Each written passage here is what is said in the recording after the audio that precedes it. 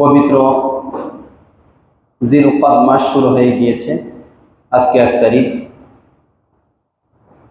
মহান রব্বুল আলামিনের দরবারে আমরা কৃতজ্ঞতা আদায় করি যে মহান রব আমাদেরকে সালাতুল জুমা আদায় করার জন্য আগে আগে মসজিদে হাজির হওয়ার তৌফিক দান করেছেন। আলহামদুলিল্লাহ।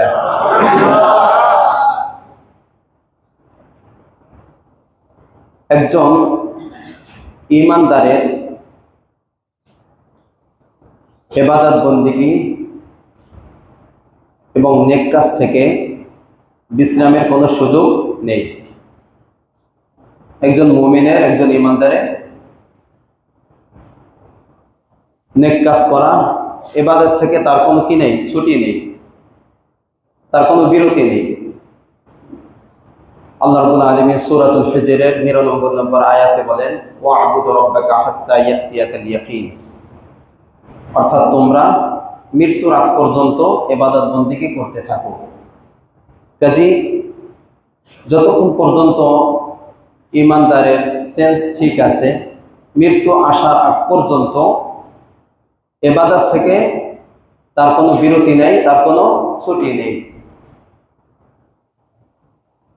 আমাদের দুনিয়ার নিয়মে আমরা একটা কাজ করার পরে দেখা যায় অনেক কঠিন একটি কাজ করার পরে আমরা কিছুদিন বিশ্রামে থাকি, একটু বিরতি দেই, বিশ্রাম করে আবার নতুন করে কাজ শুরু করি।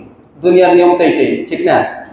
কিন্তু ইবাদতের ক্ষেত্রে, ঈমানের ক্ষেত্রে, নেক কাজের ক্ষেত্রে ঈমানদারের কোনো কি নেই, বিরতি নেই, কোনো ছুটি নেই। তার সবসময় যতক্ষণ পর্যন্ত তার সেন্স ঠিক আছে, নাকের ডগা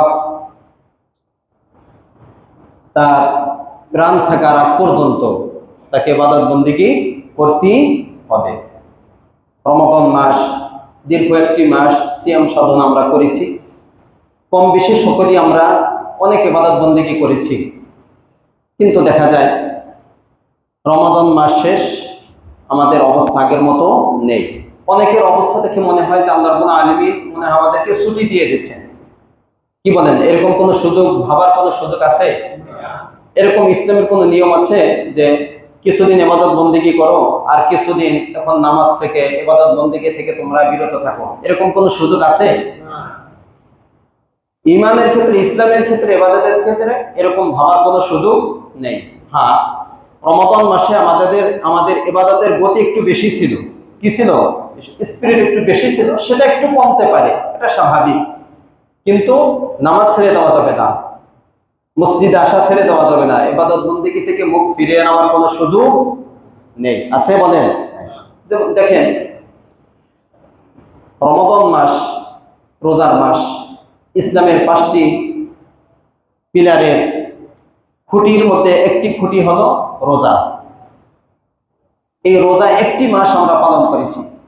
যখন রমাদান মাস শেষ হলো, শুরু হলো কি মাস? শাওয়াল মাস। শাওয়াল মাসও শেষ হয়ে গেছে, আজকে জিলকদের 1 তারিখ। তো শাওয়াল মাস থেকে হজের মাস শুরু হয়ে গেছে। শাওয়াল মাস থেকে কিসের মাস? হজের মাস শুরু হয়ে গেছে। হজের মাস কয়টি? হজের মাস মোট 3টি। কয়টি? 3টি। আল্লাহ রাব্বুল আলামিন সূরাতুল বাকারার 197 নম্বর আয়াতে বলেন, আল হাজ্জু আশহুরুম মা'লুমাত।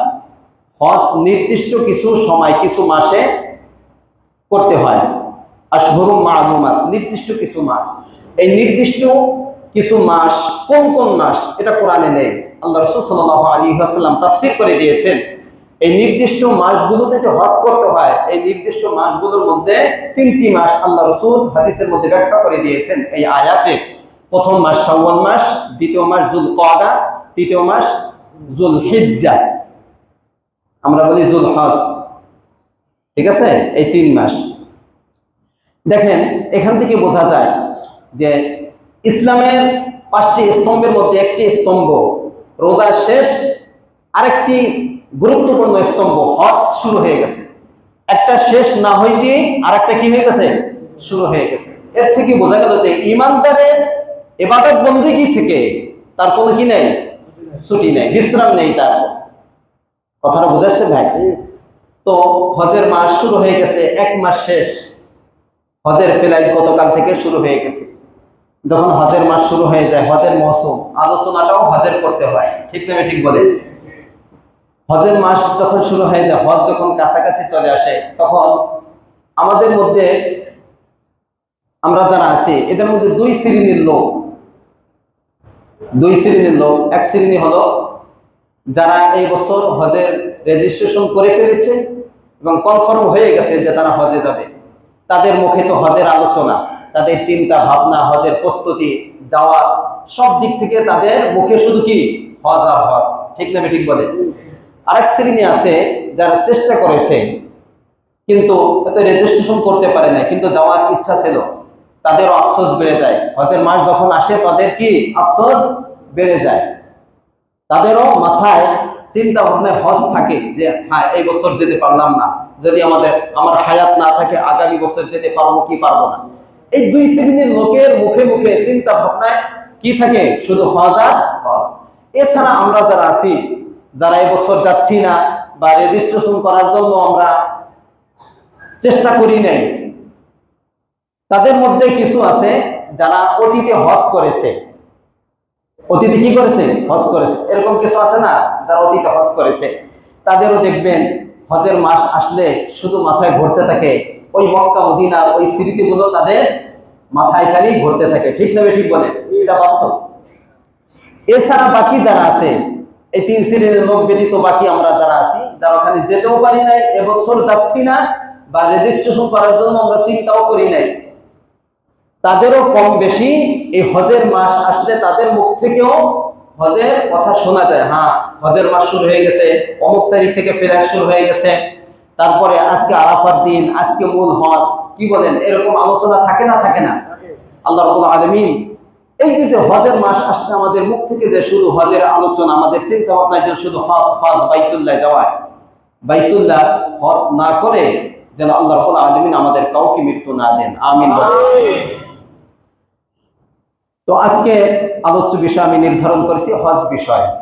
কি বিষয়? হজ বিষয়। দেখেন, আল্লাহ রাব্বুল আলামিন হজ ফরজ করতে কোরআনের যে আয়াতটি ব্যবহার করেছেন, দুইটি আয়াত, এর মধ্যে যে আয়াতটি আমি খুতবায় তেলাওয়াত করেছি, এই আয়াতের ভঙ্গিমা একটু দেখেন। আপনি ফাঁকা জায়গাগুলো একটু পূরণ করে বসেন।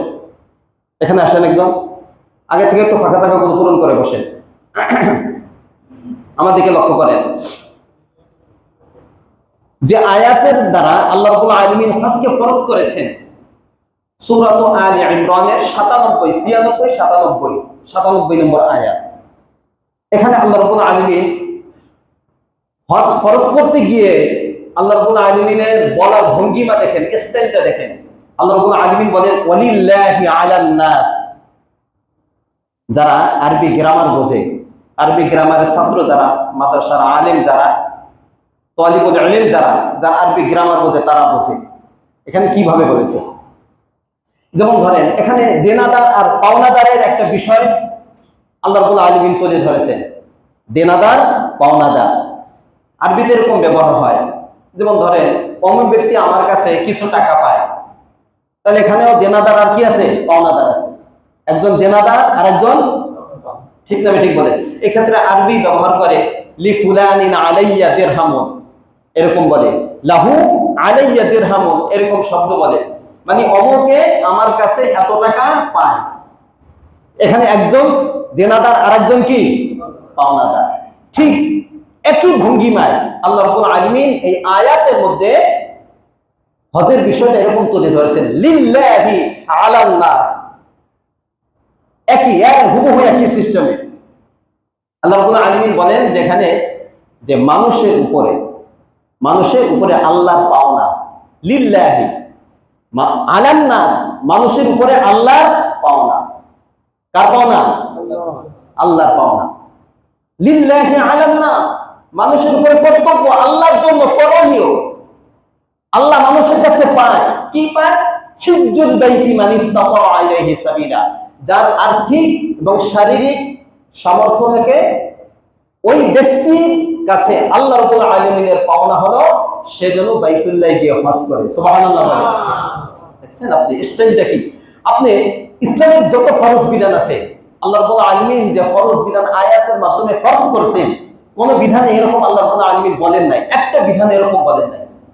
এর কারণ কি আমি বলবো। যেমন দেখেন, নামাজ ফরজ করার ক্ষেত্রে আল্লাহ রাব্বুল আলামিন কি বলছেন? আকিমুস সালাহ। কি বলছেন? আকিমুস সালাহ, বাস নামাজ কায়েম করো। যাকাত ফরজ করার ক্ষেত্রে আল্লাহ রাব্বুল আলামিন বলেছেন ওয়া আতুজ যাকাত, যাকাত দাও। রোজা ফরজ করার ক্ষেত্রে আল্লাহ রাব্বুল আলামিন বলেছেন কুতিবা আলাইকুমুস সিয়াম, তো ফামান শাহিদা মিনকুমুশ শাহরা ফালিয়াসুম, যে রমাদান পাবে সে যেন কি রাখে? রোজা রাখে। দেখেন এই তিনটা বলার ধরন একই রকম, অন্য কোনো ভঙ্গিমা নাই, স্বাভাবিক যেভাবে ফরজ করার এইভাবেই বলছেন। কিন্তু হজের বিষয়ে এরকম বলেন নাই, বলেছেন লিল্লাহি আলান নাস, মানুষের কাছে আল্লাহর পাওনা, মানুষের উপর আবশ্যক হয়ে যায় আল্লাহর জন্য কিছু করণীয়। সেটা কি? সামর্থ্য থাকলে কোথায় যাওয়া? এখানে আল্লাহ রাব্বুল আলামিন হজ যে একটা প্রেমময় ইবাদত, একটা ভালোবাসার বহিঃপ্রকাশ হজ, এটা বোঝানোর জন্য আল্লাহ রাব্বুল আলামিন এভাবে তুলে ধরেছেন। কথাটা বোঝাচ্ছে? হজ অন্যান্য ইবাদতের মতো নয়। এই জন্য হজ ফরজ হয়নি তো আমরা যাব, ঠিক আছে, কিন্তু ভালোবাসা নিয়ে না নিয়ে যদি হজে যায় কেউ, কোনো ব্যক্তি, আল্লাহ রাব্বুল আলামিনের মহব্বত ভালোবাসা যদি অন্তরে না থাকে, তাহলে সেই হজটা অতটা কবুল হয় না আল্লাহ রাব্বুল আলামিনের কাছে, গ্রহণযোগ্যতা হয় না, পায় না গ্রহণযোগ্যতা। হজটাই একটা আল্লাহর সাথে বান্দার সাথে একটা ভালোবাসার সম্পর্ক প্রদর্শনী, আয়াতের ভঙ্গি। আল্লাহ রাসূল সাল্লাল্লাহু আলাইহি ওয়াসাল্লাম হাদিসের মধ্যে যে 5টি ফরজের কথা বলেছেন, আপনারা জানেন, বুনিয়াল ইসলামু আলা খামস, শাহাদাতি আল্লা ইলাহা ইল্লাল্লাহ ওয়া আন্না মুহাম্মাদার রাসূলুল্লাহ, প্রথমটা ঈমানের কথা বলেছেন। 2 নম্বর ওয়া ইকামিস সালাহ, নামাজের কথা, ওয়া ইতাইজ যাকাত, যাকাতের কথা, ওয়া সাওমি রমাদান ওয়াল হজ্জি মান ইসতাতা ইলাইহি সাবিলা, রোজার কথা সর্বশেষ বলেছে। কার কথা? হজের কথা। কোন জায়গায় 4 নম্বরে আছে, কোন জায়গায় শেষে আছে, শেষেরটাই ধরে। তাহলে এখানে ইসলামের যে 5টি মূল ভিত্তি, এর মধ্যে সর্বশেষে আনছেন কোনটা? কথা বলেন, কোনটা আনছেন? বুঝেন এখানে কেন আনলেন, কেন আনলেন যদি আমি প্রশ্ন করি, তাহলে সহজ যে উত্তর, স্বাভাবিক যে উত্তর, সেটা হলো হজ স্বাভাবিকভাবে সবার উপরে কি হয় না? ফরজ হয় না। কথাটা বুঝাচ্ছে? ঈমান যেমন সকলের উপরে জরুরি, কথা ঠিক না বেঠিক? এরপরে নামাজও সকলের উপর জরুরি।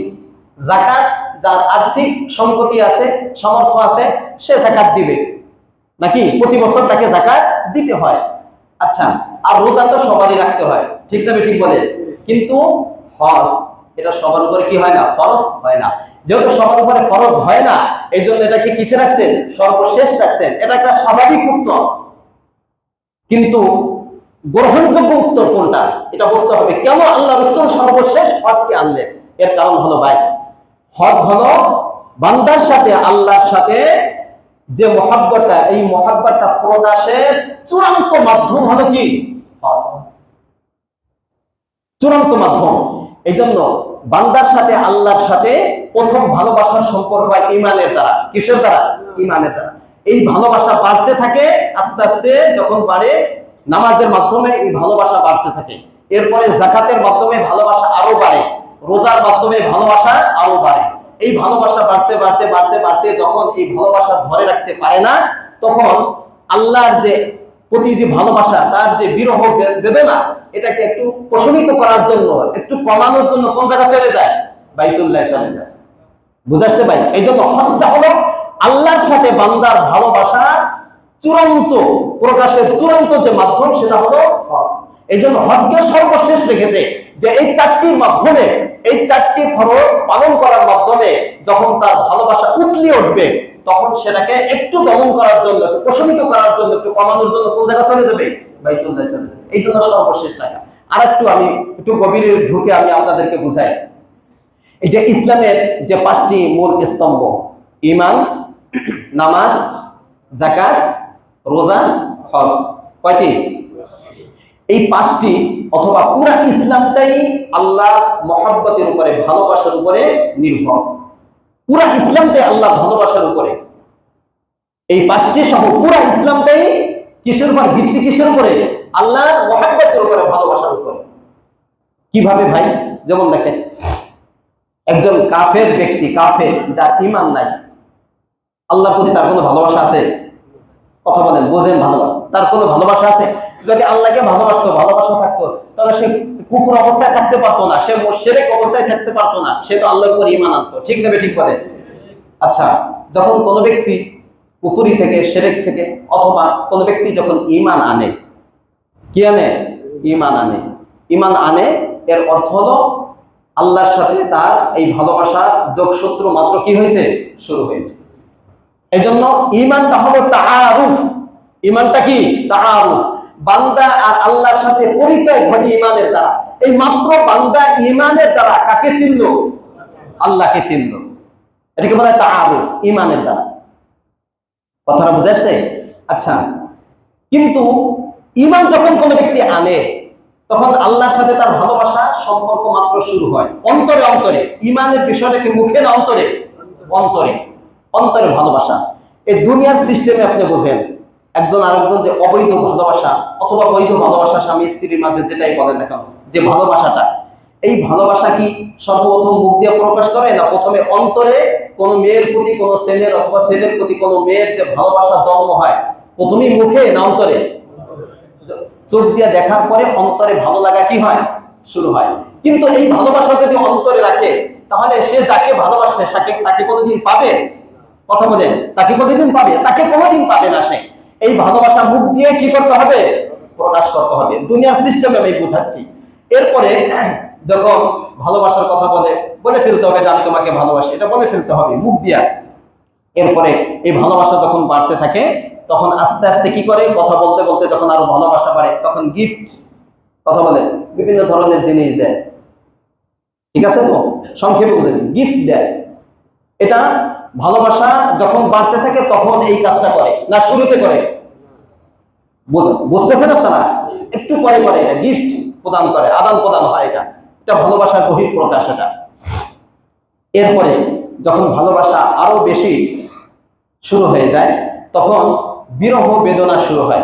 ভালোবাসার একটা অপরিহার্য জিনিস হলো বিরহ হওয়া। কথা বলেন, ঠিক না ঠিক বলেন? বিরহ হবে। যদি বিরহ না থাকে, তাহলে ভালোবাসার স্বাদ মজা বোঝা যায় না। এটাই বাস্তব। এটা একজন আরেকজনের পর অনুরাগ, রাগ, অনুরাগ, একটু বেদনা, এটা থাকবেই। ঠিক না ঠিক বলে? এই ভালোবাসা বাড়তে বাড়তে যখন বিরহ বেদনা শুরু হয়, তখন সেটাকে কমানোর জন্য কি করে? না খেয়ে থাকে। যেমন দেখবেন, স্বামী স্ত্রী যখন ভালোবাসার চরম পৌঁছে যায়, একটু সামান্য মনোমালিন্য হইলে কি করে? খাওয়া দাওয়া বন্ধ করে দেয়। পিতা পুত্রের মাঝে ভালোবাসা, কোন একটু সমস্যা হইলে কি করে? খাওয়া দাওয়া বন্ধ করে দেয়। ঠিক না ঠিক বলেন? এটা বাস্তব না বাস্তব? জি, এটাই বাস্তব। যখন শোনে যে আমার প্রেমিকা সে খাওয়া দাওয়া বন্ধ করে দিয়েছে, তখন সে তার অনুসরণ করতে গিয়ে নিজেও কি করে? খাওয়া দাওয়া বন্ধ করে দেয়। এই ভালোবাসা যখন আরো বাড়তে থাকে, তখন এর আগে ধরে ফোনে কথাবার্তা হয়েছে, অন্তরে ভালোবাসা সৃষ্টি হয়েছে, কথাবার্তা হয়েছে, গিফট আদান প্রদান হয়েছে, এরপরে বিরহ বেদনা যেটা হয়েছে এটা ধরে। এরপরে কি করে? এখন কি বলে যে তোমাকে আমি দেখতে চাই, মোবাইলে ছবি পাঠায় যে না এগুলা হবে না, সরাসরি আমি তোমাকে দেখতে চাই, সরাসরি সাক্ষাৎ করতে চাই। সরাসরি সাক্ষাতের মাধ্যমে তার ভালোবাসা যেটা অন্তরে উতলে উঠেছিল, এটা একটু প্রশমিত হয়, একটু ঠান্ডা হয়। সর্বশেষ ভালোবাসার চূড়ান্ত বহিঃপ্রকাশ হলো সাক্ষাৎ হওয়া। ঠিক না ঠিক বলে? এটা যেরকম আপনি বোঝেন, ঠিক ঈমানের এই 5টি স্তম্ভ ঠিক এরকম বোঝেন। একজন বান্দা যখন আল্লাহর সাথে ভালোবাসা তার শুরু হয়, তখন ঈমানের মাধ্যমে অন্তরে ভালোবাসা শুরু হয়। কথাটা বুঝাচ্ছে? এই ভালোবাসা যখন বাড়তে থাকে, কি করতে থাকে? বাড়তে থাকে। তখন কি করে? আল্লাহর সাথে একটু দেখা সাক্ষাৎ করতে চায় সে। কথাটা বুঝাচ্ছে? এই জন্য আল্লাহ রাব্বুল আলামিন আল্লাহর সাথে আরো গভীর সম্পর্ক করার জন্য নামাজের ব্যবস্থা করছেন। কিসের ব্যবস্থা?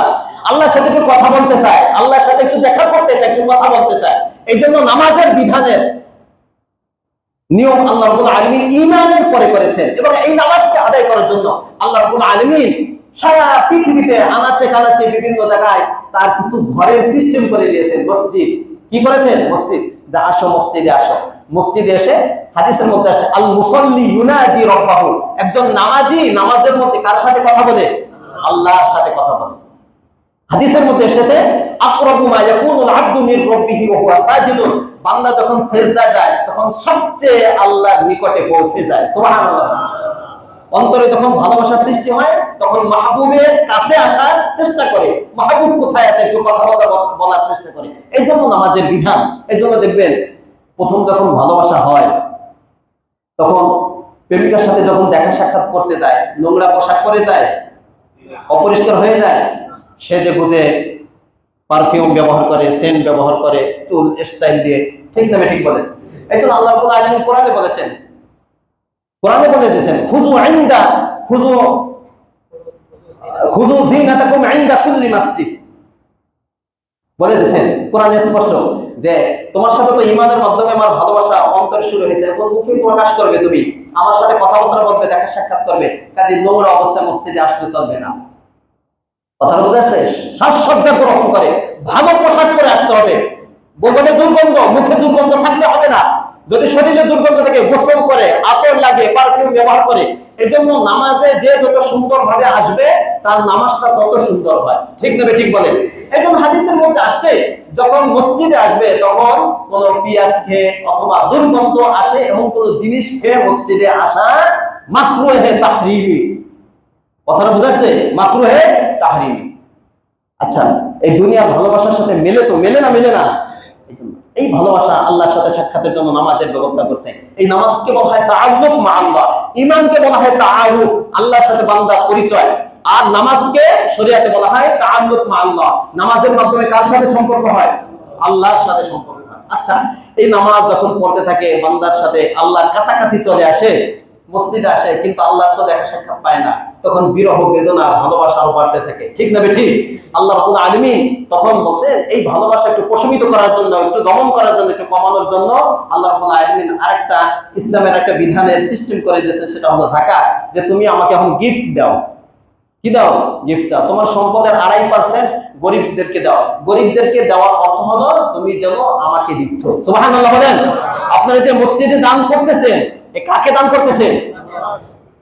আপনারা যে যাকাত দেন, কাকে দেন? দেন গরিবকে। এই জন্য হাদিসের মধ্যে আছে কোন ব্যক্তি যখন যাকাতের টাকা অথবা কোনো দান সদকার টাকা গরিবের হাতে তুলে দেয়, তখন সেটা প্রথমে গরিবের হাতে যায় না, প্রথমে কাফির রহমা, আল্লাহর হাতে প্রথমে ওঠে, এরপরে ওই গরিবের হাতে ওঠে। সুবহানাল্লাহ বলেন।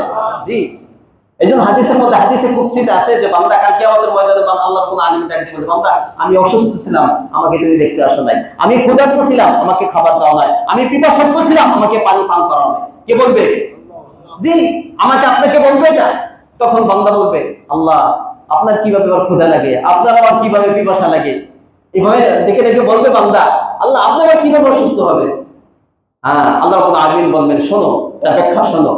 অমুক বান্দা তোমার প্রতিবেশী অমুকে অসুস্থ ছিল, অমুকে ক্ষুধার্ত ছিল, অমুকে পিপাসার্ত ছিল, তাকে যদি তুমি খাবার খাওয়াতে, পানি পান করাতে, তাকে যদি তুমি দেখতে যেতে, তাহলে সেখানে আমাকে পেতে। তাকে দেখতে যাওয়া মানে কেমন যেন আমাকে দেখতে যাওয়া, তাকে খাবার দেওয়া, তাকে পানি পান করানো, এর অর্থ হলো কেমন যেন আমাকেই পানি পান করানো। হাদিসের মধ্যে এটাই আসছে যে সেখানে যদি তুমি যেতে, তাকে পেতে, আমাকে পেতে।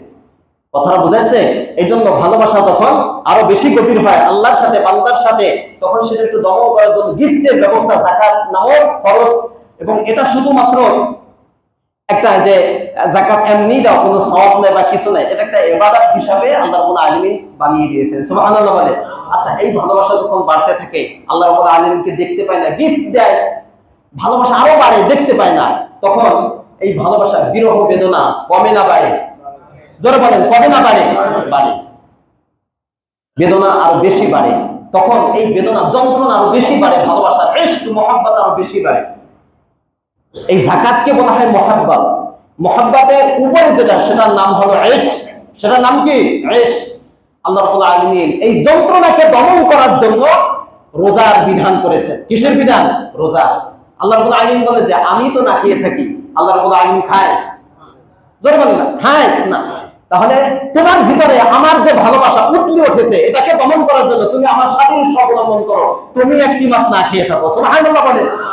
না খেয়ে থাকে, এই না খেয়ে থাকার মাধ্যমে আল্লাহর সাথে বান্দার ভালোবাসা যে আরো বেড়েছিল, এটা আরেকটু প্রশমিত হয়। এবং এটাকে, এই না খেয়ে থাকাটাকে, এই বিরহ বেদনা দমন করার জন্য আল্লাহ রাব্বুল আলামিন যে না খাওয়ার একটা সিস্টেম করে দিয়েছেন রোজাকে, এবং এটা ইবাদত হিসাবে বানিয়ে দিয়েছেন। এবং হাদিসের মধ্যে বিভিন্ন ভাবে আসছে। এই জন্য রোজাদার আল্লাহ এত নিকটে চলে যায়, রোজা অবস্থায় সে যত দোয়া করে এবং ইফতারের আগ মুহূর্তে যে সে যে দোয়াগুলো করে, সমস্ত দোয়া করার সাথে সাথে আল্লাহ রাব্বুল আলামিন তার দোয়াগুলো কবুল করে ফেলেন। সুবহানাল্লাহ। কথাটা বুঝে আসছে ভাই? এরপরে এই ভালোবাসা যখন আরো বাড়তে থাকে, এই জন্য এই রোজাকে ইশকের পর্যায়ে রাখা হয়েছে। এরপরে এই ভালোবাসা যখন বাড়তে থাকে, বিরহ বেদনা কমে না, আরো বাড়ে। আরো কি বাড়ে? তখন দেখবেন এই যে দুনিয়ার ভালোবাসা, যে প্রেমিক প্রেমিকাকে যখন দেখতে চায়, কোথায় তোমার সাথে দেখা করতে চায়, কোথায় দেখা করবে? অমুক হোটেলে, কথা বলেন, অমুক পার্কে, অমুক জায়গায় আসো, সেখানে তোমার সাথে কি করি? দেখা করো। ঠিক না ঠিক বলেন? এটা কোনো স্বাভাবিক অর্থে আপনি নিয়েন না। ঠিক এই চারটার মাধ্যমে যখন বান্দার ভালোবাসা প্রশমিত হয় না, বরঞ্চ ভালোবাসার আগুন আরো জ্বলতে থাকে, আরো উঠতে থাকে, তখন কেমন যেন সে আল্লাহ রাব্বুল আলামিনকে কাছে পেতে চায়, দেখতে চায়, কাছে যেতে চায়, সরাসরি দেখতে চায়, মুলাকাত করতে চায়। ঠিক না ঠিক বলেন? আল্লাহ রাব্বুল আলামিন বলছেন যে দুনিয়াতে সম্ভব না, তবে তোমার সাথে চূড়ান্ত এই ভালোবাসার বহিঃপ্রকাশ, চূড়ান্ত সাক্ষাৎ হবে কোথায়? জোরে বলেন, কোথায়? হাশরের ময়দানে, জান্নাতে তোমার সাথে চূড়ান্ত সাক্ষাৎ হবে। তবে ওই চূড়ান্ত সাক্ষাতের আগে তোমার এই ভালোবাসাকে একটু প্রশমিত করার জন্য আমি দুনিয়ায় আমার একটা ঘর আমি রেখেছি, কালো গিলাপ দিয়ে আবিরত একটি ঘর আমি রেখেছি, এবং সেখানে মাশআইর হারাম অনেক নিদর্শন আমি রেখেছি। সেখানে যদি তুমি আসো, তাহলে সেখানে তুমি সরাসরি আমাকে না দেখতে পেলেও মোটামুটি ভাবে আমাকে দেখার একটা স্বাদ তুমি অনুভব করবে। সুবহানাল্লাহ বলেন। জি, বাস্তবে যারা হজ করতে গিয়েছেন, যারা একবার হলো হজে গিয়েছেন অথবা উমরায় গিয়েছেন, এই সমস্ত বান্দাদের কাছে জিজ্ঞাসা করেন, এই সমস্ত লোকদের কাছে জিজ্ঞাসা করেন, কোন ব্যক্তি যদি আল্লাহ রাব্বুল আলামিনের কুদরত সচক্ষে দেখতে চায়, আল্লাহ রাব্বুল আলামিনের কুদরত যদি প্রত্যক্ষভাবে দেখতে চায়, সে যেন মক্কা মদিনার ওই সমস্ত মাশআইর হারামে যায়, তাহলে সে প্রত্যক্ষভাবে সরাসরি আল্লাহ রাব্বুল আলামিনের বাস্তব কুদরতগুলো সেখানে দেখতে পাবে। মনে হবে যেন আমি আল্লাহ রাব্বুল আলামিনকে দেখতেছি। সুবহানাল্লাহ। এটাই বাস্তব। এটার নামই হলো ইহসান। এটার নাম কি? ইহসান। অর্থাৎ তুমি এমন ভাবে ইবাদত করো যেন কাকে দেখছো? আল্লাহকে দেখছো। যদি সেটাও অর্জন না হয়, তাহলে কেমন যেন এমন ভাবে তুমি ইবাদত করো যেন তোমার রব তোমাকে দেখতেছে। ভাই, এইটা বাস্তব একেবারে প্র্যাকটিক্যাল যে পরীক্ষা, সেটা কোন জায়গায় গেলে হয়? বাইতুল্লাহ গেলে হয়। সরাসরি মনে হয় যে আমি আল্লাহকে দেখতেছি। কথাটা বুঝাচ্ছে ভাই? এই জন্য যেটা আমি বলেছিলাম যে হজকে কেন শেষে রাখা হইলো, এই একটা কারণে, যে হজ এটা স্বাভাবিক কোনো ইবাদত না, বরঞ্চ ভালোবাসার চূড়ান্ত বহিঃপ্রকাশের নাম হলো হজ। এই জন্য হজকে এই পাঁচটার শেষে রাখা হয়েছে। কথাটা বুঝাচ্ছে ভাই? আচ্ছা, এখন আমি আপনাদেরকে যে বিষয়টা বলবো, তাহলে হজের বিষয়টা আপনাদের কাছে মোটামুটি বুঝে আসছে যে হজ কি। এই জন্য আপনি হজ যদি দেখেন, হজের আদ্যপান্ত, হজের শুরু থেকে শেষ পর্যন্ত পুরাটাই একটা পাগলামি। কথা বলেন, পুরাটা কি? একটা পাগলামি। পুরাটাই একটা পাগলামি। হজের শুরু থেকে শেষ পর্যন্ত পুরাটাই পাগলামি একটা। গভীরে ঢুকলে অনেক সময় লাগবে। যেমন দেখেন, আমি বুঝাই আপনাদেরকে। এবং হজের মধ্যে অনেক দর্শন আছে, অনেক ফিলোসফি আছে অনেক হজের মধ্যে। এটাও একটা। হজ কোন ব্যক্তি যখন করতে যায়, এজন্য দেখেন ওই দুনিয়ার ক্ষেত্রে প্রথম পর্যায়ে কোন প্রেমিক যখন প্রেমিকার সাথে দেখা করতে যায়, তখন তো স্বাভাবিক পোশাকে যায় না, বরং সেজে গুজে সুন্দর ভাবে যায়। ঠিক না ঠিক বলেন? কিন্তু বিরহ বেদনা যখন বেশি বাড়ে, তখন যদি তাকে বলা হয়, তোমার প্রেমিক প্রেমিকা অমুক জায়গায় আসছে, তখন সে আর পোশাকের দিকে লক্ষ্য রাখে না, দৌড় দিয়ে সেখানে দেখতে চায় তাকে। তখন আর সে পোশাকের দিকে লক্ষ্য করে না। এই জন্য ভাই, একটা ঘটনা আমি বলি। লাইলা মজনুর কাহিনী আপনারা জানেন না? আচ্ছা, এই লাইলা মজনু, এই মজনুর নাম মূলত মজনু না, মজনুর নাম মূলত কায়েস। মূলত কি? কায়েস। কায়েস মানে চালাক, বুদ্ধিমান আর কি। খুব চালাক লোক। প্রথমে লাইলাকে ভালোবাসে। প্রথম পর্যায়ে তো লাইলার সাথে সাজগোজ করে সুন্দরভাবে সেজে গুজে যায়, কিন্তু লাইলা তো পাত্তা দেয় না। এক পর্যায়ে যখন দেখলো যে লাইলা তো পাত্তা দেয় না, তখন সে সাজগোজ একেবারে ছেড়ে দিয়ে নোংরা অবস্থায়, কোনো পোশাকের দিকে কোনো লক্ষ্য নাই, শুধু লাইলার বাড়ির পাশ দিয়ে ঘোরে। তো ঘোরে কেমন যেন লাইলার জন্য পাগল হয়ে গেছে। এই জন্য ওই ব্যক্তির নাম রাখা হয়েছে কি? মাজনু। মাজনু মানে যে পাগল, তাকে মাজনু বলা হয়। মূল নাম হলো কায়েস। কথাটা বুঝেছে? চালাক এখন কি হয়ে গেছে? পাগল হয়ে গেছে। ঠিক হজের ক্ষেত্রে এটা আল্লাহ রাব্বুল আলামিনের ভালোবাসায় বান্দা যখন পাগল হয়ে যায় তখন আর পোশাকের দিকে লক্ষ্য থাকে না, কেমন যেন আল্লাহ রাব্বুল আলামিন কোথায় আছে সেখানে যাওয়ার জন্য সে পাগল হয়ে যায়। এই জন্য আল্লাহ রাব্বুল আলামিন হজের ক্ষেত্রে যে ইহরামের ব্যবস্থা করেছেন, এই ব্যবস্থা ইহরাম এর যে পোশাকগুলো আমরা পরি এটা কোনো স্বাভাবিক পোশাক বলেন অথবা এটা সাধারণ।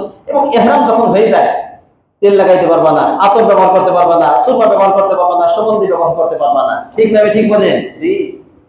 সাজগোজ নাই, মরার কথা শুনছো ছুটে দাও, সাজগোজের সময় এখন আর নাই তোমার। কথাটা বুঝেছে? এবং এই যে আমরা যে ইহরামের কাপড় পরি এটা আমাদেরকে মৃত্যুর কথা স্মরণ করিয়ে দেয়। কার কথা? আমরা যে হজের উদ্দেশ্যে রওনা হই মৃত্যুর কথা আমাদেরকে স্মরণ করিয়ে দেয়। এই কথা বলতাম না, কিন্তু এগুলো বলতে সময় লাগবে অনেক। যেমন দেখেন, কোন ব্যক্তি যখন দুনিয়া ছেড়ে চলে যায়, আল্লাহ রাব্বুল আলামিন আমাদের প্রত্যেকের মৃত্যু যেন ঈমানের সাথে নসিব করে, আমিন বলেন। আমাদের প্রত্যেকের মৃত্যু যেন সুন্দর হয়, মুমিনের মৃত্যু হয়, আমিন বলেন। কোন ব্যক্তি যখন দুনিয়া থেকে চলে যায় তখন যাওয়ার অবস্থাটা কি হয়? সে কি সকলকে, তার পরিবারের সকলকে সঙ্গে নিয়ে যায় না একাই যায়? যারা বলেন একাই সে চলে যায়। কয়টা পোশাকে যায় বলেন? তিনটা স্বাভাবিক, পুরুষ তিনটা, মহিলা পাঁচটা, নাকি? কোন রঙের পোশাকে যায়? সাদা রঙের পোশাকে যায়। ঠিক। আপনি এখন হজের সাথে মিলান, কোন ব্যক্তি যখন হজে যায় তার যাওয়ার দৃশ্যটা দেখেন। সে যখন যায় তখন কি পরিবারের সকলকে সঙ্গে নিয়ে যায়, একাই যায়? কথা বলেন, স্বাভাবিক কি একাই যায়? পিছনে পিছনে পরিবার ছুটতে থাকে। ঠিক লাশের পিছনে পিছনে পরিবার যখন ছুটতে থাকে, এক পর্যায়ে তাকে দাফন করে ফিরে আসে। এই ব্যক্তি যখন হজের উদ্দেশ্যে রওনা হয় একেবারে সর্বশেষ এয়ারপোর্ট পর্যন্ত, প্লেন ছাড়া পর্যন্ত সে থাকতে পারে, এরপর কি আর থাকতে পারে না ফিরে আসা লাগে? তাহলে মৃত্যুর সাথে একটা সাদৃশ্য আছে না নাই? জি। আচ্ছা, মৃত্যু ব্যক্তি যখন যায় তিনটা পাঁচটা পোশাকে যায়, কোন পোশাক? সাদা না রঙিন পোশাক? ঠিক। ইহরামের পোশাকটা রঙিন পোশাক হয় না সাদা পোশাক হয়? ওই পোশাকও যেমন সেলাই ছাড়া হয়, ইহরামের পোশাকও কি হয়? সেলাই ছাড়া হয়। মিল আছে না নাই? জি। এই জন্য এখান থেকে আমাদের শিক্ষা নিতে হবে, হজে যাচ্ছি, আমাকে এরকম একদিন পরিবার ছেড়ে এই পোশাকই আমাকে একদিন দুনিয়া ছেড়ে চলে যেতে হবে। এখান থেকে শিক্ষা নেই, এটা ফিলোসফি, এটা হজে।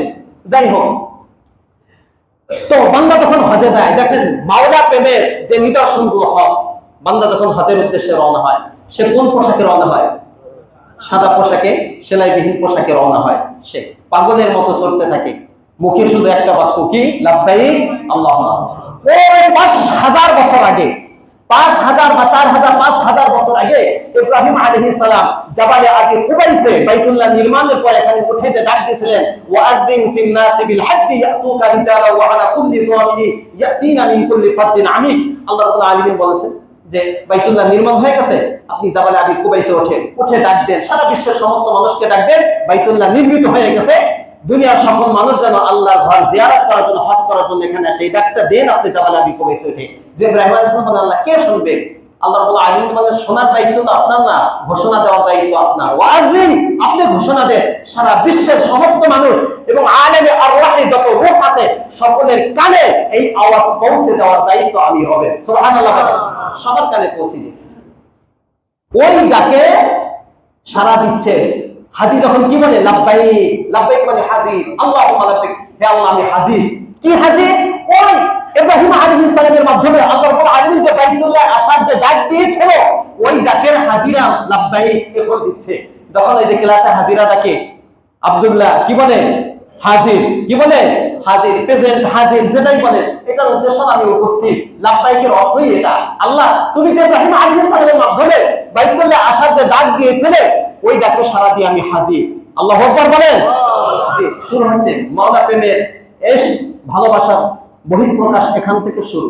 এরপর সে যাইতে থাকে লাব্বাইক বলতে বলতে যায়।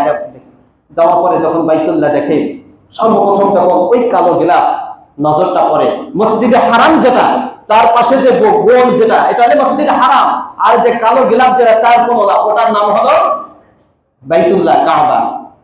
এটা যখন প্রথম নজরে দেখে একজন যারা দেখছেন তারা বলেন কেমন লাগে? তখন মনে হয় যে আমার একটা পরিচিত স্থানে, আমার আপনজন মনে হয় এখানে আছে, এমন একটা জায়গায় আসছি। এটা বাস্তব না বাস্তব বলেন? জি।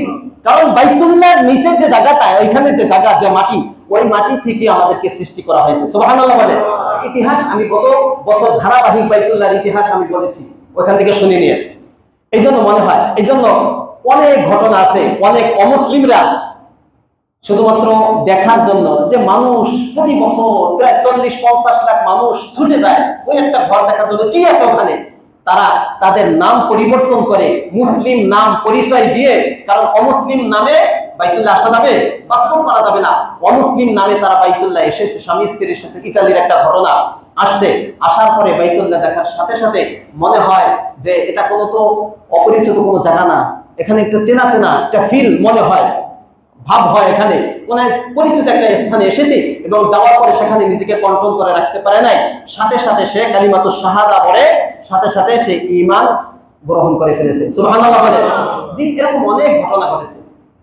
ওই জায়গা থেকে শুধুমাত্র মুসলিমদেরকে সৃষ্টি করেছে না, সারা বিশ্বের সমস্ত মানুষকে। এই জন্য প্রত্যেকের টান সেখানে আছে, প্রকাশ করতে পারে না, ওখানে গেলে একটা পরিচিত ভাব মনে হবে। যখন সে বাইতুল্লাহ দেখে তখন এই যে ইশক মোহাব্বত নিয়ে যে সে রওনা হয়েছিল, লাব্বাইক বন্ধ, বাইতুল্লাহ দেখার সাথে সাথে লাব্বাইক কি বন্ধ, তাকিয়ে থাকে আল্লাহর ঘরের দিকে।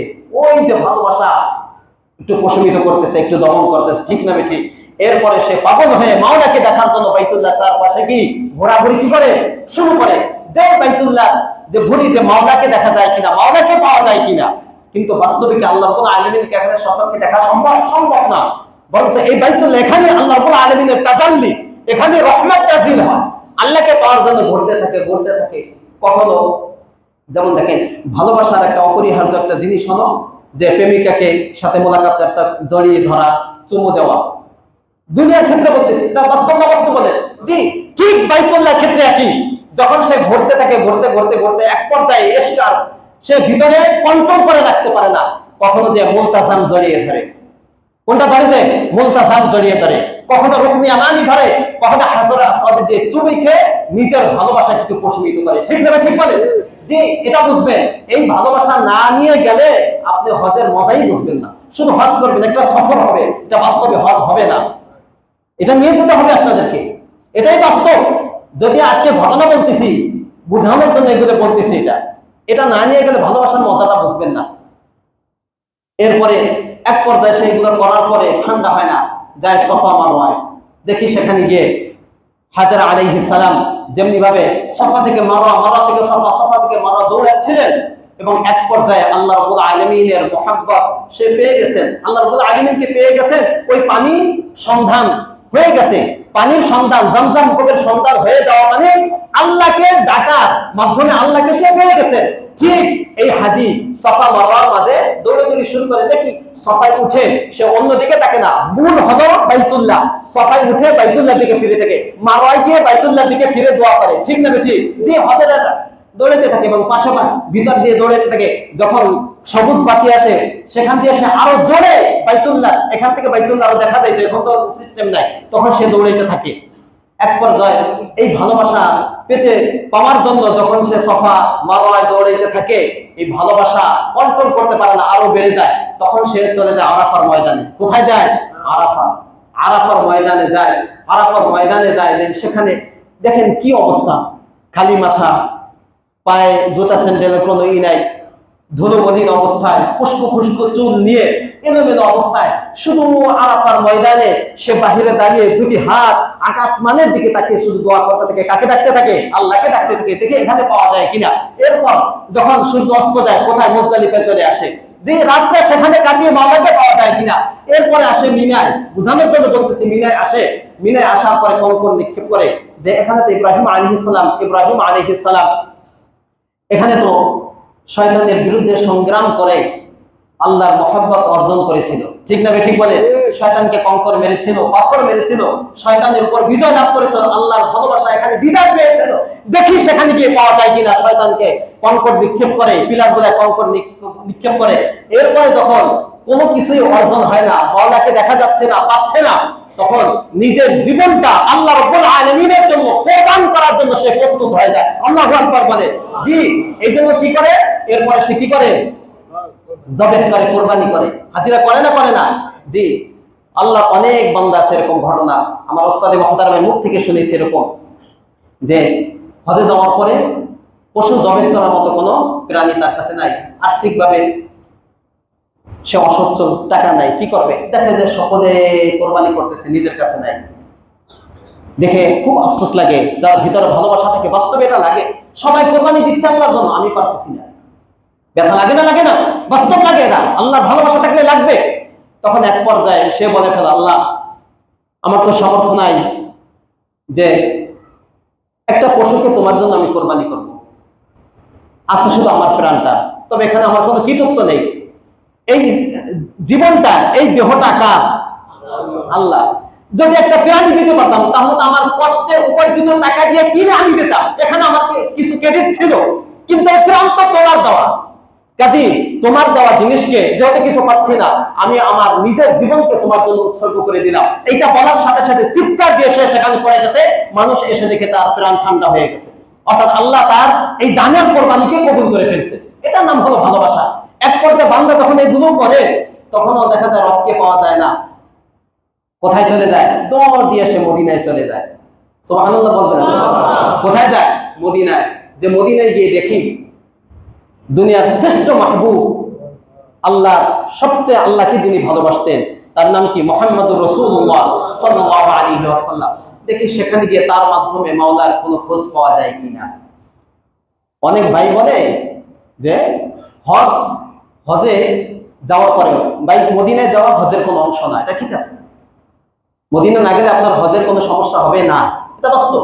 কিন্তু কোনো ব্যক্তি মক্কায় যাবে, মদিনায় যাবে না, একজন আশেক হিসাবে এটা হতে পারে? বলে কোন ব্যক্তি যদি বলে এটা বোকা। আপনি শুধু মদিনায় টাকা খরচ করে বাংলাদেশ থেকে যাওয়ার মতো সামর্থ্য কতবার হবে?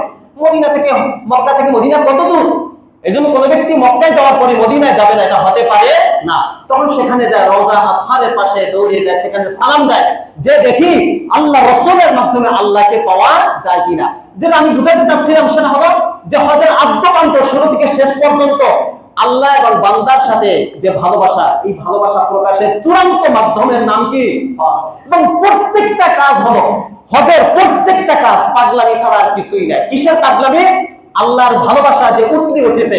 যেমন আমি আপনাদেরকে বুঝাই, এই কোন ব্যক্তি যখন ভাত রান্না করে, কি রান্না করে? ভাত। পাতিলে যখন ভাত উঠিয়ে দেয় পানি দিয়ে, একেবারে প্রথমে টকবক শুরু করে দেয়, আস্তে আস্তে জাল যখন শুরু হয়, আস্তে আস্তে পানিটা গরম হয়, এরপরে আস্তে আস্তে নিচ থেকে বুদবুদ শুরু হয়, আর একটু গরম হয়ে যায়, নড়াচড়া শুরু হয়ে যায়, ঢেউ শুরু হয়ে যায়। এক পর্যায়ে উপরে যে ঢাকনা থাকে, যখন হিট বেশি হয় মনে হয় যে ঢাকনাকে সেখান থেকে সে ফেলে দিবে, এবং মাঝে মাঝে তার উত্তাপ যখন বেশি বেড়ে যায় ঢাকনাকে ফেলে দেয়। বাস্তব না বাস্তব? ঠিক হচ্ছে এরকম। ভালোবাসা যখন কন্ট্রোল করতে পারে না, ভালোবাসা যখন উঠলে ওঠে, তখন সেটাকে প্রশমিত করার জন্য মক্কা মদিনায় চলে যায়। আল্লাহ রাসূলের রওজা আতহারে গিয়ে যখন ঠান্ডা হয়, অনেক ঘটনা আছে। আপনার একটা সহি ঘটনা আমি আপনাদেরকে বলি, আব্দুর রহমান জামির ঘটনা। এই সমস্ত ঘটনা না বলে সহি যেটা আপনি আপনাদেরকে একটা ঘটনা বলি। মদিনায় আল্লাহ রাসূলের একজন সাহাবী না, উনি গ্রাম্য একজন ব্যক্তি, ইবনে আসাকির সহ অনেক মুহাদ্দিস এই ঘটনাটা তুলে ধরছে। একজন গ্রাম্য ব্যক্তি আল্লাহ রাসূলের উপর ঈমান আনছে, কিন্তু আল্লাহ রাসূলকে দেখে নাই। আল্লাহ রাসূলকে না দেখলে তো সে সাহাবী না। ঈমান অবস্থায় দেখতে হবে, ঈমান আনতে হবে, সচক্ষে দেখতে হবে। সে ঈমান আনার পরে মদিনার দিকে ছোটা শুরু করছে, আল্লাহ রাসূলের সাথে সাক্ষাৎ করবে। কিন্তু সে যখন মদিনায় গেল, শুনলো যে আল্লাহ রাসূলের ইন্তেকাল হয়ে গেছে। কি হয়ে গেছে? ইন্তেকাল হয়ে গেছে। আফসোস, দাফন হয়ে গেছে আল্লাহ রাসূলের। সে কবরের পাশে দাঁড়িয়ে মুহাম্মদ ইবনে উবাইদুল্লাহ আল আতাবি, এই ব্যক্তির নাম, এই ব্যক্তি না, একজন মুহাদ্দিস, বড় মুহাদ্দিস, মুহাম্মদ ইবনে উবাইদুল্লাহ আল আতাবি, উনি বলেন, আমি আল্লাহ রাসূলের কুনতু জালিসান ইনদা কবরিন নবী সাল্লাল্লাহু আলাইহি ওয়াসাল্লাম, আমি আল্লাহ রাসূলের রওজার কাছে বসা ছিলাম। কোন জায়গায়? আল্লাহর কাছে রাসূলের রওজার পাশে আমি বসা ছিলাম। ঠিক এই মুহূর্তে একজন লোক আসলো, এসে সে কান্নাকাটি করা শুরু করেছে রওজা আতহারের সামনে দাঁড়িয়ে, এবং সে বলতেছে, আল্লাহ রাসূলের রওজার পাশে দাঁড়িয়ে সে জোরে করে চিৎকার করে বলতেছে, ওয়ালাউ আন্নাহুম ইযযালামু আনফুসাহুম জাউকা ফাস্তাগফিরুল্লাহ ওয়াস্তাগফারা লাহুমুর রাসূলু লাওয়াজাদুল্লাহ তাওয়াবার রহিমা। হে রাসূল, আমি তো আপনার রবের ওই কালাম থেকে, কোরআন থেকে আমি একটা আয়াত শুনেছি। আয়াতের অর্থ হলো, কোন মুমিন যদি গুনাহ করার পর, ভালো করে বোঝেন এই আয়াতের অর্থ, উনি বলতেছে কোন মুমিন যদি গুনাহ করার পরে আল্লাহ রাসূলের কাছে ছুটে এসে আল্লাহ রাসূলের জীবন দশায়, এবং ওই ব্যক্তি আল্লাহর কাছে ক্ষমা চায়, মুমিন ব্যক্তি আল্লাহ রাসূলের কাছে এসে আল্লাহর কাছে ক্ষমা চায়, এবং আল্লাহ রাসূলও ওই ব্যক্তির জন্য আল্লাহর কাছে ক্ষমা চায়, ওই ব্যক্তি নিজে আল্লাহ রসুলের কাছে এসে আল্লাহর কাছে ক্ষমা চাবে, আর আল্লাহ রসুল ওই ব্যক্তির জন্য ক্ষমা চাবে। আল্লাহ রাব্বুল আলামিন বলেন, তাহলে আমি তার অতীতের সমস্ত গুনাহ, ওই যে জুলুম করছে এই জুলুমের এবং গুনাহ সমস্ত গুনাহ আমি মাফ করে দেব। সুবহানাল্লাহ বলেন। উনি রোজা আতহারের পাশে দাঁড়িয়ে ঠিক এই আয়াতটা পড়তেছে এবং বলতেছে, ইয়া রাসূলুল্লাহ, আমি তো আল্লাহর কাছে তওবা করে আপনার রোজা আতহারের পাশে এসে দাঁড়িয়েছি এবং আপনার মাধ্যমে মুস্তাশফিয়ান বিকা, এবং আপনার মাধ্যমে সুপারিশ চেয়ে আমার অতীতের গুনাহকে আমি মাফ করাবো। এই আয়াতের অর্থ আমি নিজেও তওবা করতেছি আর আপনিও আমার গুনাহ মাফের জন্য সুপারিশ করবেন, এই জন্য আমি এসেছি। কিন্তু এসে দেখেন আমি আপনি নাই দুনিয়ায়। এরপরে উনি 4 লাইনের একটা কবিতা সেখানে পড়ছে, 4 লাইনের একটা কবিতা সেখানে পড়ছে। এর মধ্যে একটা পংক্তি হলো, পুরোপুরি বলা যাবে না, নাফসিল ফিদা। উনি বলতেছেন, নাফসিল ফিদা লি কবরিন আনতা সাকিলুহু। এটা বলছেন, ইয়া রাসূলুল্লাহ, আমার পুরা জীবন ওই রওজা আতহা, ওই কবরের জন্য উৎসর্গিত যে কবরের ভিতরে আপনি ঘুমিয়ে আছেন। সুবহানাল্লাহ বলেন। আমার পুরা নাফসিল ফিদা লি কবরিন আনতা সাকিলুহু, আমার পুরা জীবনটা ওই কবরের জন্য উৎসর্গিত, ফিদা করে দিলাম, উৎসর্গ করে দিলাম যে কবরের নিচে আপনি ঘুমিয়ে আছেন। আনতা সাকিলুহু, এই কথা বলে সে তার নিজের আফসোসটা জাহির করে রওজা আতহারের পাশ থেকে সে চলে গেল। ঠিক ওই রাত্রে, যে রাত্রে দিনের ঘটনা, ওই রাত্রে ওই যে একজন মুহাদ্দিসের নাম বলছেন না, মুহাম্মদ ইবনে উবাইদুল্লাহ আল-আতাবি, উনি বলেন, আমি রাত্রে ঘুমানোর পরে আল্লাহ রাসূলকে স্বপ্ন দেখলাম। স্বপ্ন দেখার পরে বলে, হে মুহাম্মদ আল-আতাবি, তাড়াতাড়ি তুমি ওই ব্যক্তির কাছে যাও, ওই ব্যক্তির কাছে গিয়ে বলো তার অতীতের সমস্ত গুনাহ আল্লাহ রাব্বুল আলামিন মাফ করে দিয়েছে। সুবহানাল্লাহ। উনি বলেন, আমি ঘুম থেকে উঠি তাকে মদিনায় খোঁজা শুরু করলাম, কিন্তু তার আর সন্ধান পেলাম। আমি যেটা বোঝাতে চাচ্ছি, এই আয়াতের তাফসীরের মধ্যে তাফসীরবিদগণ, মুফাসসিররা বলেন, এখনো আল্লাহ রাসূল রওজার মধ্যে তার জীবিত থাকার মাসআলা যেটা, সেটা ভিন্ন। তিনি যেভাবে আল্লাহ রাব্বুল আলামিন, কিন্তু আমরা যেরকম কবরে মৃত্যু থাকি তিনি সেরকম না। এই তাফসীরের মধ্যে আসে, এখনো কোনো ব্যক্তি যদি গুনাহ অবস্থায় আল্লাহর কাছে ক্ষমা চেয়ে আল্লাহ রাসূলের রওজার পাশে দাঁড়িয়ে যদি আল্লাহ রাসূলের কাছে সুপারিশ চায়, আল্লাহ রাসূলের কাছে সরাসরি না, হে আল্লাহ রাসূল আপনি আমাকে মাফ করে দেন, এরকম না, হে আল্লাহ রাসূল আপনি একটু আল্লাহর কাছে সুপারিশ করে আমার গুনাহ মাফের একটু ব্যবস্থা করে দেন, একটু সুপারিশ করেন, এরকম যদি এখনো কোনো ব্যক্তি রওজা আতহারের কাছে সেই অন্তর নিয়ে, দিল নিয়ে, জবান নিয়ে সেখানে যেতে পারে, তাহলে ওই ব্যক্তির জন্য রওজা আতহারের ভিতরে থেকে আল্লাহ রাসূল তার জন্য সুপারিশ করে। সুবহানাল্লাহ। জি, এই জন্য মদিনায় কোনো ব্যক্তি যাবে না, এটা হতে পারে না। এই জন্য আমি বলি, আমার যেটা সেটা হলো, যে চোখ ওই কালো গোলাপ দেখলো না, যে চোখ ওই সবুজ গম্বুজ দেখলো না, ওটা চোখ না। ঠিক না? ঠিক বলে। যার সামর্থ্য আছে কিন্তু ওই কালো গোলাপ ওই চোখ দিয়ে দেখতে পারলো না সরাসরি, ওই সবুজ গম্বুজকে দেখতে পারলো না, ওই চোখকে চোখ বলা যায় না। এটাই বাস্তব, এটা মানতে হবে আপনার। এটা চোখ না, এটা সামর্থ্য থাকার পরেও। এই জন্য ওই পাকিস্তানের এক বুজুর্গ শাহ হাকিম আখতার শাহ রাহিমাহুল্লাহ তাআলা ইন্তেকাল করছেন। উনি যখন বাইতুল্লাহ তওয়াফ করতেন, যখন আল্লাহ রাব্বুল আলামিন তাকে সেখানে নেওয়ার ব্যবস্থা করে দিতেন, তিনি ওই বাইতুল্লাহর পাশে দাঁড়িয়ে যখন তওয়াফ করতেন তখন বলতেন, অনেক বড় একটা শের আছে, আফসোস করে বলতেন, মাই যাত্রা রাহো ইয়া খাদ দেখতা হো। বড় একটা পয়েন্ট এইটা বলতেন, মাই যাত্রা রাহো ইয়া খাদ দেখতা হো। আল্লাহ, আমি যে বাইতুল্লাহর পাশে এসে তওয়াফ করতেছি, আমি কি জাগ্রত অবস্থায় করতেছি না আমি স্বপ্ন দেখতেছি? এর অর্থ হলো যে আমার এখানে আসার সৌভাগ্য নসিব হয়েছে, তুমি করে দিয়েছো। আমি তো কল্পনাও করতে পারি না যে আমি তোমার ঘরের পাশে চলে আসবো। আমি কি সরাসরি চোখে দেখতেছি নাকি আমি স্বপ্নে দেখতেছি তোমার বাইতুল্লাহ পাশে এসেছি? এই জন্য বাইতুল্লাহ পাশে যাওয়ার নসিব সবার হয় না, কিন্তু একজন মুমিন হিসাবে প্রত্যেকের অন্তরের তামান্না বাইতুল্লাহ পাশে এবং রওজা আতহারের পাশে যাওয়া, এই তামান্না প্রত্যেকের অন্তরে থাকা দরকার না? দরকার না বলে। এই জন্য কোন ব্যক্তি হজ ফরজ হবে আর সে হজ করবে না, তাহলে তো সে আল্লাহর সাথে যে তার ভালোবাসা, এই ভালোবাসা সে প্রকাশই করলো না। ইসলামের একটি মৌলিক যে একটা বিধান, একটি স্তম্ভ, সেটা সে পালনই করলো না। কাজে তার ভিতরে ইসলাম পূর্ণাঙ্গ আছে এটা বলা যাবে বলেন? সেটা মাওলার ভালোবাসা প্রকাশই করলো না, সেটা মাওলার ভালোবাসা বুঝলোই না। ইসলামের মৌলিক একটা বিধান যদি সে পালন করতে না পারে, তাহলে কাল কিয়ামতের ময়দানে কোনো ব্যক্তি পার পেতে পারবে না। এই জন্য হাদিসের মধ্যে অন্যান্য ইবাদতের পালন না করার ক্ষেত্রে যেরকম ধমক আসছে, হজের ক্ষেত্রে যেরকম ধমক আসছে কোনোটাই আসে নাই। হজের ক্ষেত্রে স্পষ্টভাবে আল্লাহ রাসূল বলেন, কোন ব্যক্তির উপর যদি হজ ফরজ হয়ে যায়, সামর্থ্য থাকে, শারীরিক আর্থিক সামর্থ্য থাকে, কিন্তু সে হজে গেল না, সে ইহুদি হয়ে মারা যাক, নাসারা হয়ে মারা যাক, আল্লাহ কোনো আসে যায় না। নাউজুবিল্লাহ বলেন। এই হাদিসের ব্যাখ্যা হলো স্পষ্টভাবে বোঝা যায় কোন ব্যক্তির সামর্থ্য থাকার পরে যদি বাইতুল্লাহ না যায়, হজ না করে, তাহলে বেঈমান হয়ে মৃত্যুবরণ করার সম্ভাবনা আছে। ঠিক না? ঠিক বলেন। এই হাদিস থেকে স্পষ্ট বোঝা যায়। 4টা হাদিস আছে, লিখে আনছিলাম, বলার সময় নেই। এজন্য কোন বিধান আপনি নামাজের ক্ষেত্রে দেখেন এরকম বলা আছে কিনা। হ্যাঁ, নামাজ না পড়লে শাস্তি আছে, যাকাত না দিলে শাস্তি আছে, তারপরে রোজা না রাখলে শাস্তি আছে, কিন্তু এরকম বেঈমান হয়ে মারা যাবে এরকম কোন হাদিস নাই। একমাত্র কোনটার ক্ষেত্রে আসছে? হজের ক্ষেত্রে। কেন? হজ হলো মাওলার ভালোবাসা প্রকাশের চূড়ান্ত একটা মাধ্যম। সামর্থ্য থাকার পরেও যদি কোনো ব্যক্তি হজ না করে, তাহলে বেঈমান হয়ে মৃত্যুবরণ করার সম্ভাবনা আছে। এই জন্য দেখবেন কিছু ইবাদত আছে শারীরিক ইবাদত, কিছু ইবাদত আছে আর্থিক ইবাদত। বুঝাইছে কথাটা? ব্যাখ্যা বলার সময় নাই। কিন্তু হজ এমন একটা ইবাদত যেটা শারীরিক ইবাদত, আর্থিক ইবাদত। কাজে এর গুরুত্ব ইসলামের 4টা স্তম্ভের শেষে আনছে। আপনি মনে করবেন এটা পালন করলে করলাম, না করলে না করলাম। জি না, এটার গুরুত্ব সবচেয়ে বেশি এবং এটার গুরুত্ব অনেক বেশি। এই জন্য মেহেরবানি করে আমি আপনাদেরকে বলবো, যাদের হজ ফরজ হয়েছে, হজ করার প্রতিজ্ঞা করতে পারেন তো ইনশাআল্লাহ বলেন, যারা বলেন করবেন তো ইনশাআল্লাহ বলেন।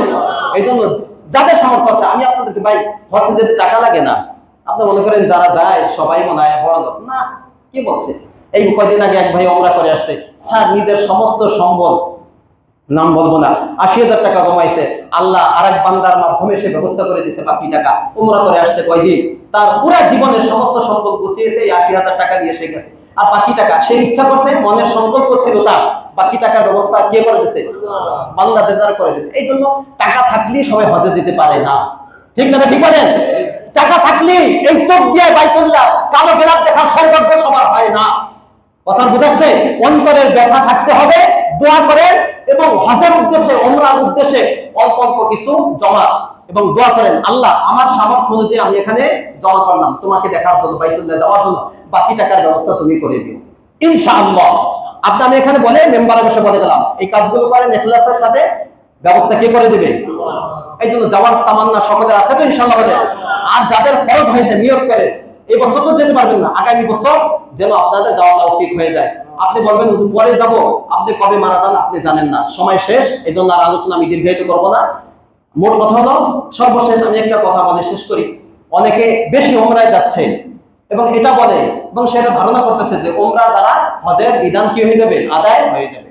খবরদার, ওমরাকে ফরজ না নফল।